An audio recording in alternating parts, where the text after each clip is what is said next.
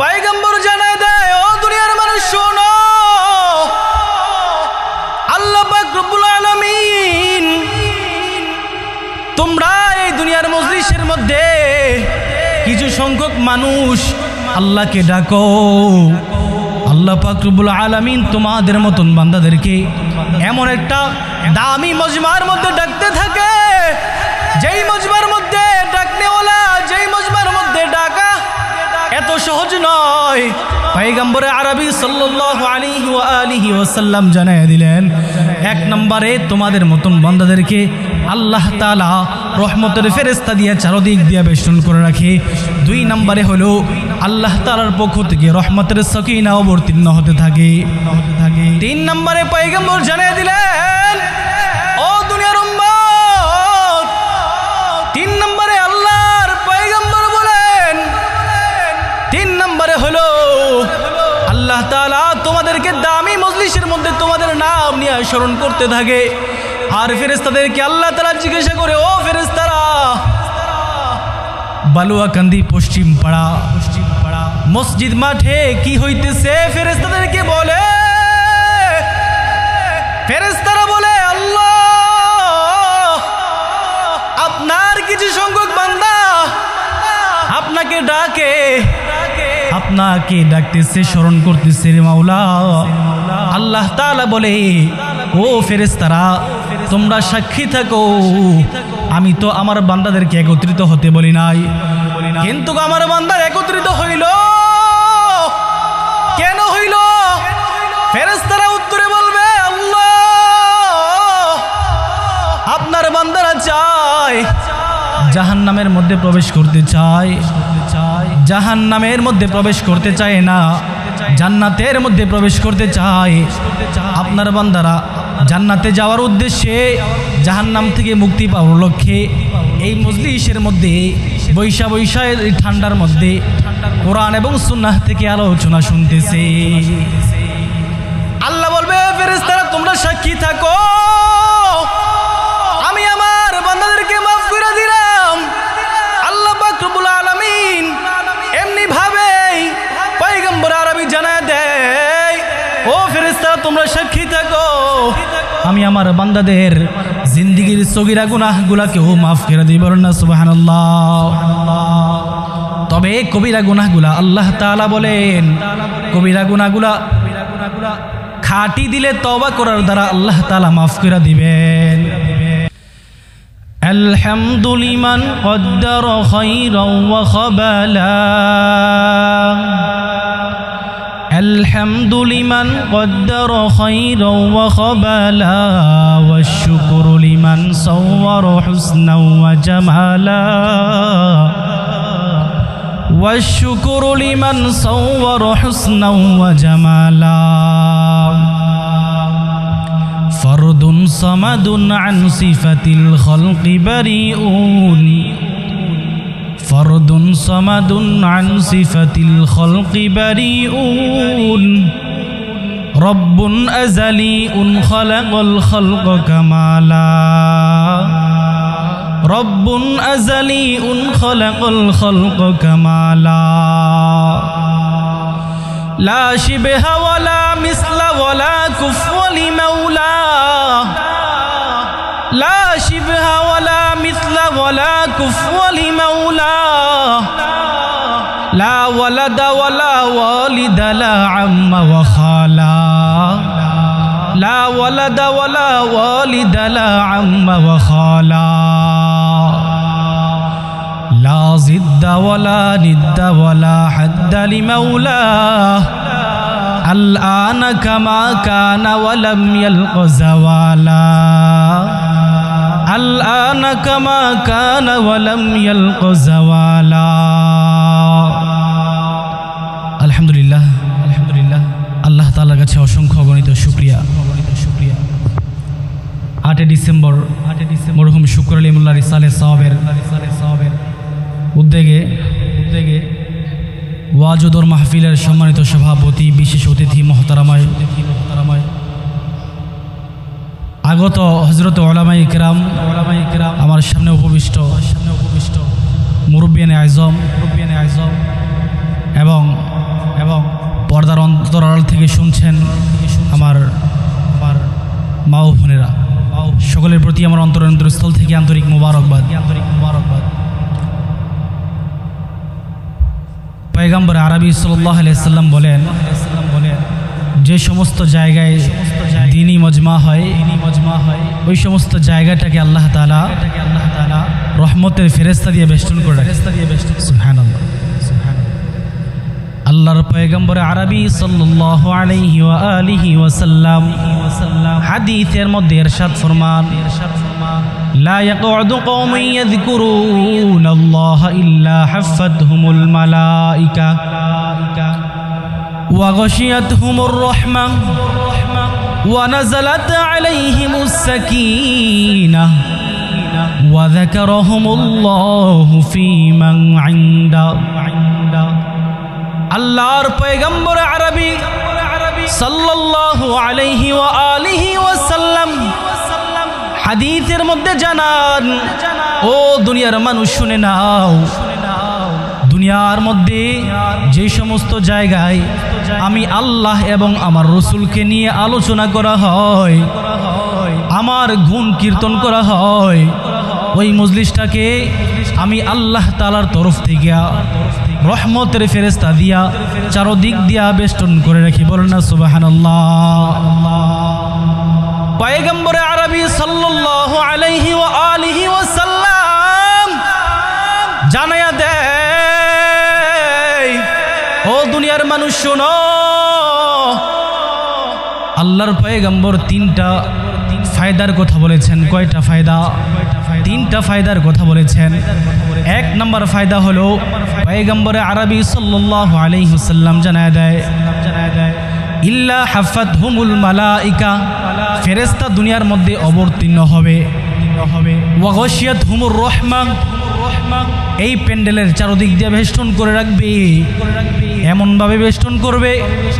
আল্লাহর পয়গম্বর জানায়া দেয়, একজন রহমতের ফেরেশতার কাদের মধ্যে অন্য আরেকজন ফেরেশতা এমনি ভাবে একের পর এক আসমান পর্যন্ত আল্লাহর রহমতের ফেরেশতা দিয়া বেষ্টন করে রাখে। সুবহানাল্লাহ। আল্লাহর পয়গম্বর আরবি সাল্লাল্লাহু আলাইহি ওয়াসাল্লাম আরো জানায়া দেয়, এ দুনিয়ার মানুষ শোনো, শুধু আমি আল্লাহ তাআলার পক্ষ থেকে, আমার মহান দয়াময়ের পক্ষ থেকে এই রহমতের ফেরেশতা পাঠাই দিয়ে শেষ নয়। পয়গম্বর আরবি জানায়া দেয়, শুধু তাই নয়, ওয়া গাশিয়াতহুমুর রাহমাহ, আল্লাহ পাক রব্বুল আলামিন ওই ফেরেশতাদের দিয়ে বেষ্টন করে রাখে। ওয়া গাশিয়াতহুমুর রাহমাহ ওয়া নাযালাত আলাইহিমুস সাকিনাহ, আল্লাহর তরফ থেকে আল্লাহ তাআলা রহমতের সাকিনা অবতীর্ণ করে থাকে। বলুন না সুবহানাল্লাহ। শুধু তাই নয়, পয়গম্বর জানায় দেয়, ও দুনিয়ার মানুষ শোনো,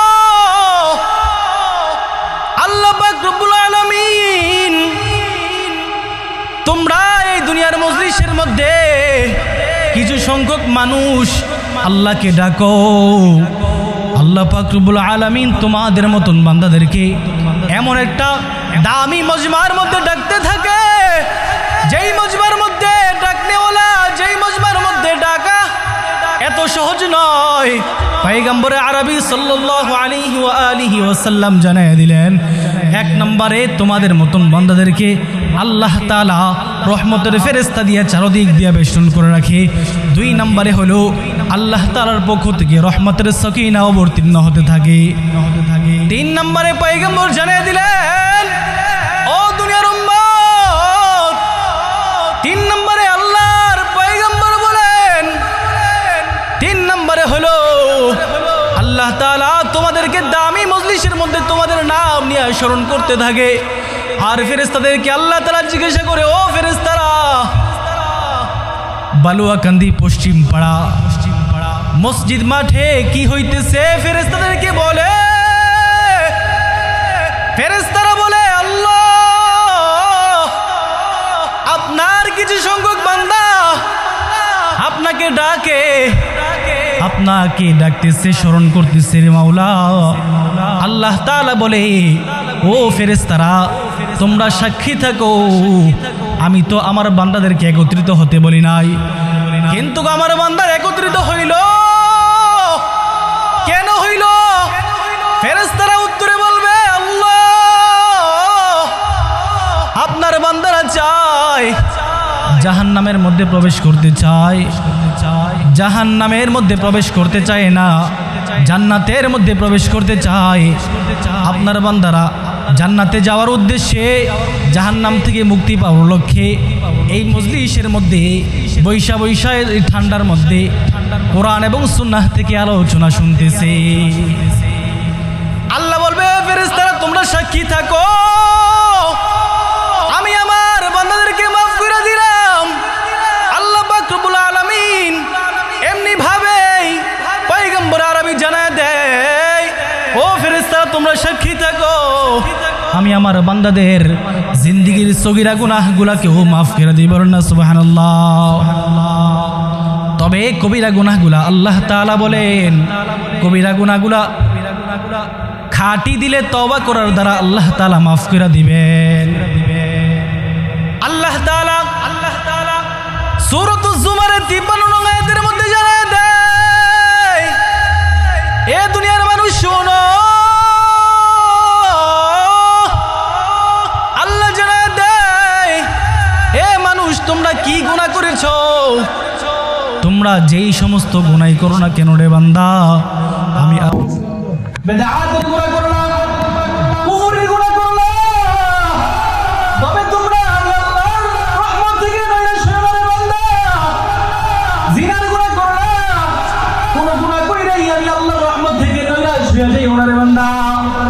ও দুনিয়ার মুসলমান শুনে নেন, আল্লাহ তাআলার পয়গম্বর আরবি সাল্লাল্লাহু আলাইহি ওয়াসাল্লাম জানায় দেয়, মুসলিম শরীফের এক বর্ণনা, আল্লাহর পয়গম্বর জানায় দেয়, বনি ইসরাইলের একজন যুবক, সে মানুষ হত্যা করে 99টা খুনের আসামি,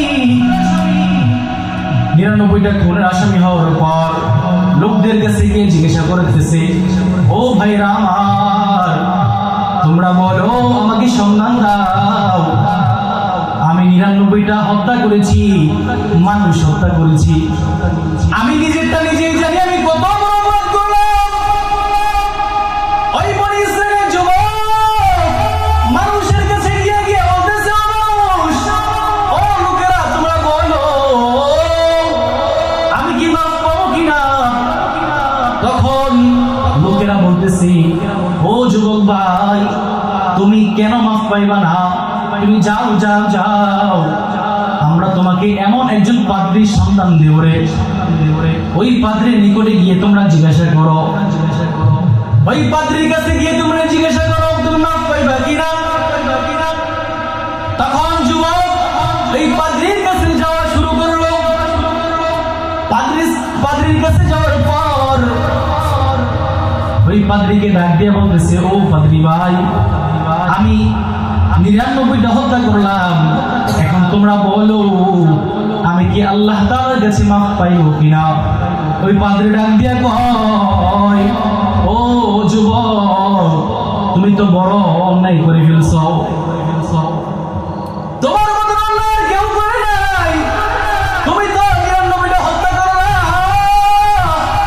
এ যুবক তুমি মাফ পাইবা না, এ যুবক তুমি মাফ পাইবা না, তুমি যাও যাও যাও, আমার কাছ থেকে চলে যাও, তোমার মতন পাপিষ্ঠ বান্দা আমার কাছে আমি দেখতে চাই না। ওই যুবককে যখন নাকি কথা বললো, যুবকের মাথায় রাগ উঠে, তার পায়ের রক্ত মাথার মধ্যে উঠে গেছে, এত পরিমাণে রাগ হয়ে গেছে। যুবক সাথে সাথে ওই পাদ্রীকে হত্যা করে 100টা খুনের আসামি হয়ে গেল। নাউজুবিল্লাহ। ওই যুবক 100টা খুন করার পর লোকদেরকে জিজ্ঞাসা করে, ও লোকেরা তোমরা বলো আমি কি আল্লাহ তাআলার কাছে মাফ পাবো কিনা? লোকেরা বলে, যাও যাও যাও, অমুক বস্তির মধ্যে একটা বুজুর্গ আলেম আছে, ওই আলেমের কাছে যাও, ওই আলেম তোমাকে বলে দিবে যে তুমি আল্লাহ তাআলার কাছে মাফ পাইবা কিনা। ওই যুবক যখন নাকি ইবাদত খানার ওই বুজুর্গের কাছে যায়, এমন সময় আল্লাহ তাআলার তরফ থেকে অর্ডার, আল্লাহ তাআলা ফেরেশতা পাঠিয়ে দিয়া বলে, ও আযাইল যাও যাও যাও, ওই বান্দার আর হায়াত নাই, ওই বান্দা যেন এক সেকেন্ডও যেন দুনিয়ার মধ্যে না থাকতে পারে। আল্লাহ তাআলার তরফ থেকে আজরাইল আলাইহিস সালাতু ওয়াস সালামকে পাঠিয়ে দিলেন। আজরাইল আলাইহিস সালাতু ওয়াস সালাম সাথে সাথে ওই যুবকের রূহটাকে কবজ করে দিল। যুবকের রূহটাকে কবজ করার পর এখন যুবকের রূহটাকে নেওয়ার জন্য জাহান্নামী ফেরেশতা আর জান্নাতি ফেরেশতা, দুই দল ফেরেশতা জমিনের মধ্যে ঝগড়া করতেছে। দুই দল ফেরেশতা ঝগড়া করতেছে। আল্লাহ পাক রব্বুল আলামিন এই দৃশ্য দেখা সালিল নামক একজন সালিশ ফেরেশতাকে পাঠিয়ে দিলেন, ও সালিশ ফেরেশতা যাও, আমার অমুক বান্দাকে নিয়া ফেরেশতাদের মধ্যে ঝগড়া হইতেছে, তোমরা যাও যাও, তুমি গিয়ে তাদের উভয় দলের মধ্যে একটা মীমাংসা করে দাও। সালিল ফেরেশতা এসে বলতেছে, এ উভয় দলের ফেরেশতা তোমরা কেন ঝগড়ার মধ্যে লিপ্ত হইলা? ওই দুই দল ফেরেশতা লাগ দিয়ে কয়, আমরা কেন ঝগড়া করতেছি জানো? আমরা এই জন্য ঝগড়া করতেছি, সেই ব্যক্তি 100টা খুন করলো, আমরা যদি তাকে জাহান্নামে না নিয়ে যাই তাহলে কি করব? আর জান্নাতি ফেরেশতা বলতেছে, ওই ব্যক্তি ক্ষমার উদ্দেশ্যে ওই বুজুর্গের কাছে যাইতেছিল, সে ব্যক্তি ক্ষমার উদ্দেশ্যে ক্ষমা বিচারের জন্য, ক্ষমা খোঁজার জন্য সে ব্যক্তি যাইতেছে যে আল্লাহ তাআলার কাছে ক্ষমা পাইবে কিনা।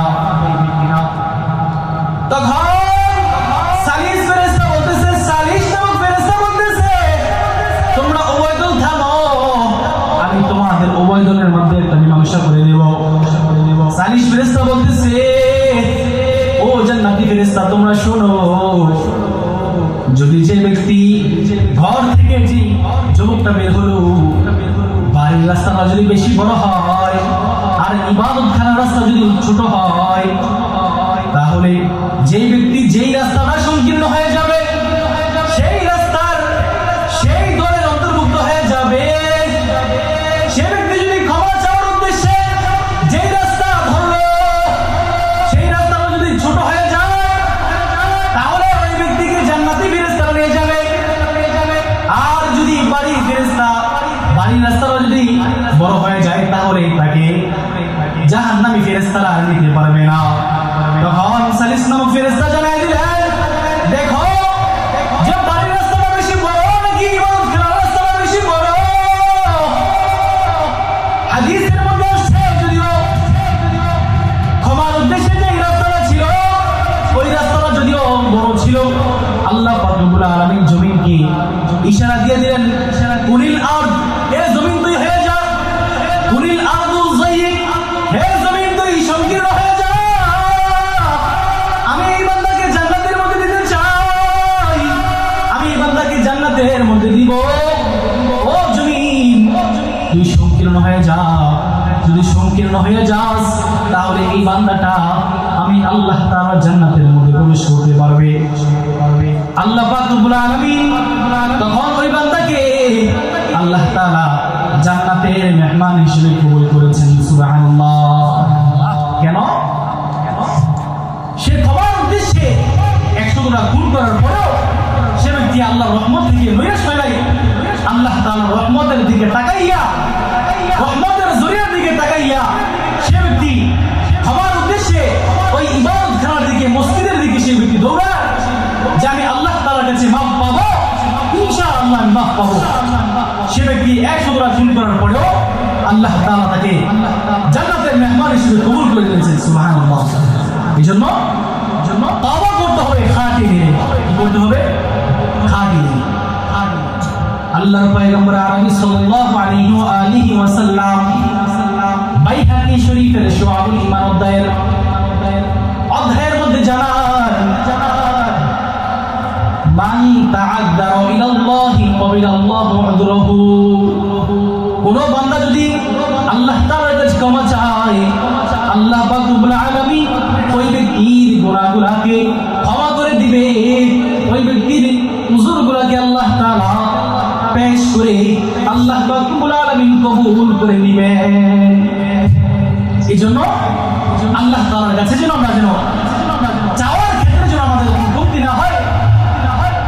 বনি ইসরাঈলের আরেকজন যুবক ছিল, সে ব্যক্তির ঘটনা আমরা সকলেই কম বেশি জানি।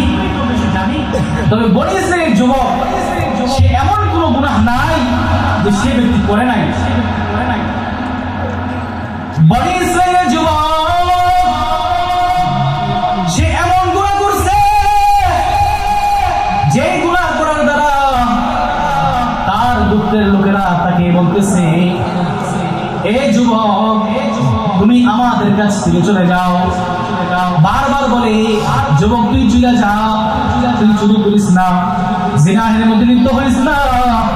ও যুবক তুই গুনাহের মধ্যে লিপ্ত হইস না, চুরি ডাকাতি করিস না। যুবককে বারবার বুঝাই, যুবক তারপরেও মানুষের কথা শুনে না। যুবক তারপরেও আবার গুনাহের মধ্যে লিপ্ত হয়। যুবককে বারবারে বুঝাই, বারবারে বুঝানোর পরেও যুবক আবার গুনাহের মধ্যে লিপ্ত হয়ে যায়। একদিন সরদাররা বিচার করেছে, ও যুবক অপরের বিবির সাথে জিনা করবি না। তারপরের দিন আবার সে ব্যক্তি অন্য আরেকজনের স্ত্রীর সাথে সে জিনাহের মধ্যে লিপ্ত হয়ে যায়। এলাকার মানুষ বড় অভাগ, এলাকার মানুষ তারা আত্মহারা হইয়া তারা ওই ব্যক্তির জন্য এমনি ভাবে তারা হয়রান হয়ে গেছে। ওই ব্যক্তিকে আর বোঝানোর মতো আর কোনো কায়দা নাই। ওই যুবককে বারবারে বোঝায়, ও যুবক তুই গুনাহের মধ্যে লিপ্ত হইস না। যুবক বারবারে আবার গুনাহের মধ্যে লিপ্ত হয়ে যায়। এক সময় বনি ইসরাঈলের লোকেরা ওই যুবককে দেশান্তর করে দিল। যুবককে ডাক দিয়ে কই, এ যুবক তোকে আমরা বুঝাই, তুই তো আমাদের কোনো বুঝ কোনো কানে নিস না। ওরে যুবক তুই কি আমাদের বুঝ কানে নিবি নাকি তোরে দেশান্তর করে দেব? যুবককে যখন নাকি বনি ইসরাঈলের লোকেরা দেশান্তর করে দিল, যুবককে জঙ্গলের মধ্যে পালাইয়া লোকেরা যখন নাকি চলে আসলো, যেই জঙ্গলের মধ্যে আর কোনো মানুষ নাই, ওই জঙ্গলের মধ্যে লোকেরা পালাইয়া ওই যুবককে চলে আসলো। যুবক আল্লাহ তাআলার দরবারে মাফ চায়, আল্লাহ তাআলার দরবারে কাঁদে বিনতি করে বলে, ও রব্বে কারীম আল্লাহ, ও আল্লাহ,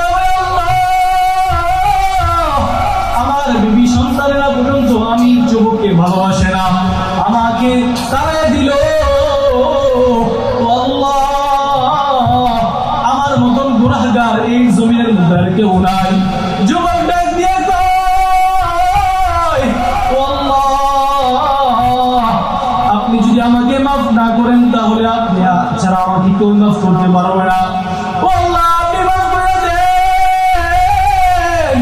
আল্লাহ তাআলার দরবারে কাকুতি মিনতি করে, আল্লাহ তাআলার দরবারে হাওমাও করে চিৎকার করে কাঁদে। ওই যুবকের কান্না আল্লাহ তাআলার দরবারে কবুল হয়ে গেল। ওই যুবকের কান্না আল্লাহর দরবারে কবুল হয়ে যায়। আল্লাহ পাক রব্বুল আলামিন ডাক দিয়ে বলে,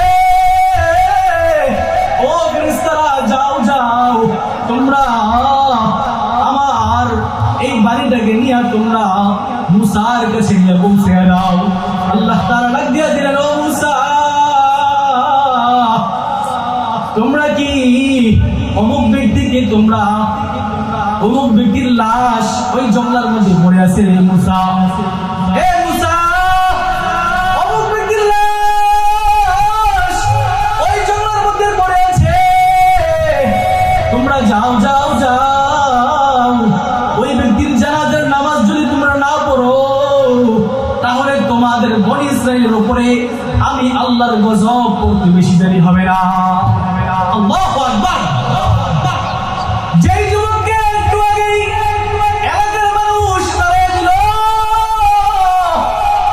মুসলমান ভালো করে শুনবে, ওই যুবক একটু পরেই আল্লাহর কাছে এমন দামি হয়ে গেছে, এমন দামি হয়েছে আল্লাহ তাআলার জন্য, আল্লাহ পাকের কাছে এমন খাঁটি হয়েছে।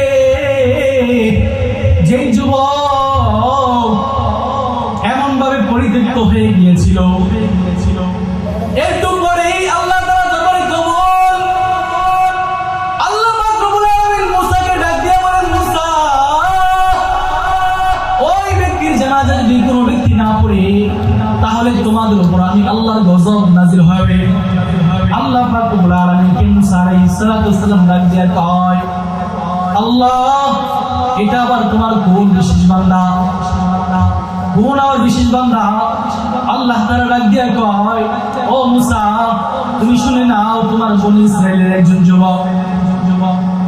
লোকেরা গিয়ে দেখতেছে মুসা আলাইহিস সালাম ডাক দিয়ে কয়, একটা উঁচু স্থান থেকে মুসা সকল বনি ইসরাইল থেকে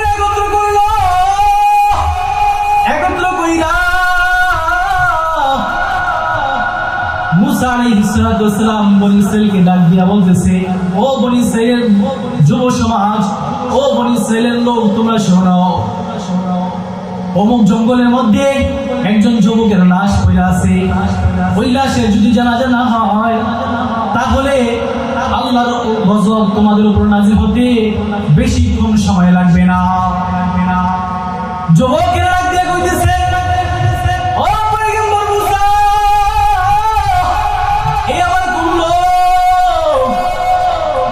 মুসা আলাইহিস সালামকে ডাক দিয়া কয়, একটু আগেই তো আমরা এক যুবককে পর্যপুত্র কইরা দিলাম, এক যুবককে আমরা দেশ ছাড়া কইরা দিলাম।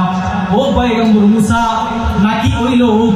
পয়গম্বর মুসা আলাইহিস সালাম ডাক দিয়া কয়, এই যুবকেরা যাও যাও, তোমরা গিয়ে দেখো এটা কার লাশ, যার লাশই হোক, তবে তার লাশের কাফন দাফন শেষ করতে হবে, তার জানাজা দিয়ে কাফন দাফন শেষ করতে হবে, আর না হয় আল্লাহর গজব তোমাদের উপর নাযিল হয়ে যাবে। তখন এলাকার যুবকেরা চলে গেল, বনি ইসরাইলের লোক ওই যুবকের কাছে চলে গেল। ওই যুবকের লাশ চেহারা দেখে চিনে ফেললো যে একটু আগে যে যুবককে আমরা দেশ ছাড়া করলাম, গুনাহের কারণে, যেই ব্যক্তির চুরি ডাকাতির কারণে আমরা দেশ ছাড়া করে দিলাম, আবার সেই ব্যক্তিকে আল্লাহ তাআলা নাকি আয়াত নাযিল করে দিল, আল্লাহ তাআলা ওহী নাযিল করে দিল। এবার কেমন রহস্য আমরা কিছুই বুঝতে পারলাম না। পয়গম্বর মুসাকে বলতেছেন, ও পয়গম্বর মুসা, আমরা তো একটু আগে এই ব্যক্তিকে গুনাহের কারণে আমরা একটা বিচলিত হয়ে গেলাম, আমরা হয়রানি হয়ে এই ব্যক্তিকে অবশেষে দেশ ছাড়া করলাম। ও পয়গম্বর মুসা, আপনি বলেন, আল্লাহ তাআলার কাছে জিজ্ঞাসা করেন, এটা আবার কিভাবে হলো? এই ব্যক্তি তো গুনাহের কোনো শেষ নাই, এই ব্যক্তির দ্বারা এমন কোনো গুনাহ নাই যে বাদ নাই, এই ব্যক্তি এমন কোনো গুনাহ নাই যে করে নাই, এই ব্যক্তির দ্বারা সব গুনাহ হয়েছে, আমরা এই জন্য তাকে দেশ ছাড়া করে দিলাম। ও পয়গম্বর মুসা, আপনি আল্লাহ তাআলাকে বলেন যে এটার মধ্যে কি রহস্য লুকায় আছে। পয়গম্বর মুসা ডাক দিয়ে কয়, ও আল্লাহ, আপনি আবার কেমন রহস্যের মধ্যে ফেলাইলেন? আল্লাহ পাক রব্বুল আলামিন মুসাকে ডাক দিয়ে কয়, ও মুসা, তুমি বুঝবা না, তুমি বুঝবা না, যে ব্যক্তিকে গুনাহের কারণে এই দেশ ছাড়া করলা, একটু পরেই এই যুবক হাউমাউ করে চিৎকার করে কাঁদে, আমি আল্লাহ তাআলার দরবারে কাঁদে, আমি আল্লাহ তাআলার দরবারে কেঁদে কেঁদে বলে, ও দয়াময় আল্লাহ,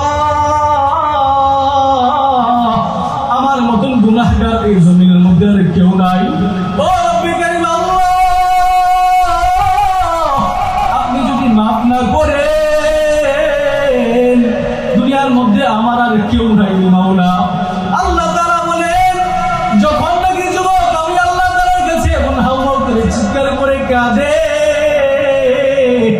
মাটির মধ্যে ঘরাইয়া কাঁদে। আমি আল্লাহ তাআলা তখন ফেরেশতাদেরকে বললাম, ও ফেরেশতারা রে, এই বান্দা কেন হাউমা করে চিৎকার করে কাঁদে? ফেরেশতারা ডাক দিয়া কয়, ও দয়াময় আল্লাহ, আপনার বান্দা গুনাহের কারণে, আপনার বান্দাকে দেশ ছাড়িয়া গুনাহের উপর পরিতপ্ত হইয়া আপনার বান্দা আপনার রহমতের দিক থেকে নৈরাশ হয় না। ও আল্লাহ, আপনি আপনার বান্দাকে কবুল করার জন্য বলতেছে, আপনার বান্দাকে আপনি কবুল করতেন। আল্লাহ পাক রব্বুল আলামিন বলতেছেন, ও ফেরেশতারা তোমরা সাক্ষী থাকো, আমি আমার বান্দাকে মাফ কইরা দিলাম। আর আমার বান্দাকে আমি মাফ কইরা দিয়া এমন সুসংবাদ দিব, যেই বান্দার জন্য, এমন যেই বান্দা লাঞ্ছিত হয়েছে, যেই বান্দা অপদস্থিত হয়েছে, অপদস্থ হয়েছে, আমি আল্লাহ পাক রব্বুল আলামিন ওই বান্দার জন্য ওই বান্দাকে এমন সম্মানিত করে ওই বান্দাকে দিব, যেই সম্মানিত আমি আর অন্য কোনো বান্দাদেরকে করি নাই। তখন বনি ইসরাইলের লোকেরা,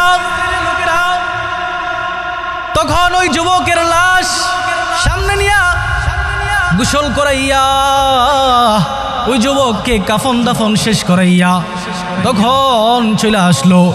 ও দুনিয়ার মুসলমান, এই ঘটনা বলার উদ্দেশ্য হলো, যত বড় গুনাহই করেন না কেন, আল্লাহর কাছে যদি ক্ষমা চান, আল্লাহ তাআলা বলেন, আমি আল্লাহ পাক রব্বুল আলামিন অবশ্যই আমি আমার বান্দাদেরকে মাফ করে দেব। কোন বান্দা যদি শিরিকের গুনাহ করে, এ দুনিয়ার মানুষ শুনেন, কোন বান্দা যদি শিরিকের গুনাহ করে আর আল্লাহ তাআলার দরবারে মাফ চায়, আল্লাহ পাক রব্বুল আলামিন বলে, ও বান্দা, তোমরা আমি আল্লাহ তাআলার রহমত থেকে নৈরাশ হয়ে যাও না। ও বান্দা, আমি আল্লাহ তাআলার রহমত থেকে যদি নৈরাশ হয়ে না যাও, আমি আল্লাহকে যদি ডাক দাও, আমি আল্লাহ তাআলা তোমাদের দোয়া অবশ্যই কবুল করে নেব। পয়গম্বর আরবি সাল্লাল্লাহু আলাইহি ওয়াসাল্লাম জানায় দেয়, এ আমার উম্মতের দল শুনে নাও, যদি তোমরা কান্না না করতে পারো, তাহলে কমপক্ষে কান্নার ভান করতে পারো। পয়গম্বর শিখাই দিলেন, আবেকু ফা ইল্লাম তাবেকু ফাতাবাকু। ও উম্মতের দল, যদি তোমরা কান্না না করতে পারো, তাহলে কমপক্ষে তোমরা কান্নার ভান করো। কান্নার ভান করার কারণে আমি আল্লাহ পাক রব্বুল আলামিন তোমাদেরকে মাফ করে দিব। সুবহানাল্লাহ। এই জন্য আল্লাহ তাআলার কাছে মাফ চাইতে পারবো তো ইনশাআল্লাহ। একনিষ্ঠ হয়ে আল্লাহ তাআলার কাছে ক্ষমা চাবো। যদিও আমরা শিরকের গুনাহ করে ফেলি, আল্লাহ তাআলা বলেন যে ইন্না শিরকা লাযুলমুন আযীম, শিরকের গুনার মতন আর বড় জুলুম আর দুনিয়ার মধ্যে আর কোনো কিছু নাই। এই শিরকের গুনাহ করার পরেও আল্লাহ তাআলার কাছে যদি কোনো বান্দা ক্ষমা চায়, আল্লাহ তাআলা অবশ্যই ক্ষমা করবেন।